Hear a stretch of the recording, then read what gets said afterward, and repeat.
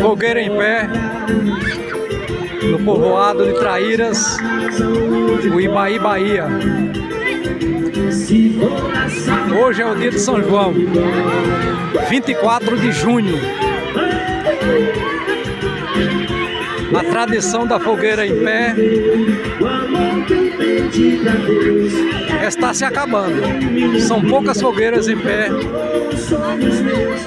que ainda existem. A gente lamenta muito. Mas aqui em Traíras, eles ainda mantêm a tradição.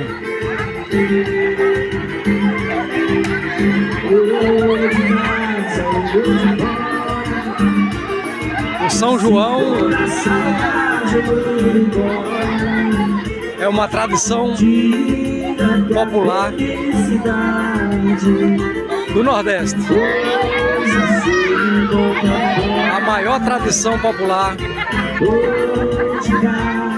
os festejos de São João.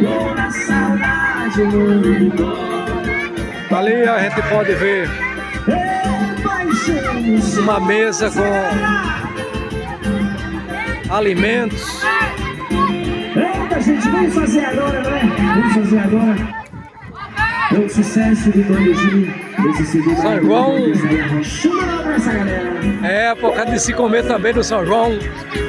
A pamonha, o milho cozinhado, assado, o mingau, o aipim, o macaxeira. Passava o tempo todo na calçada, daqui a pouco a fogueira vai cair. E a meninada preparada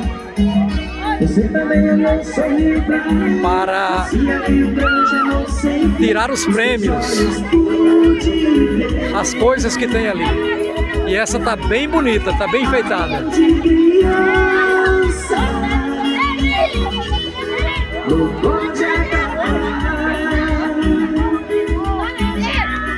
Eu tenho a esperança de te encontrar.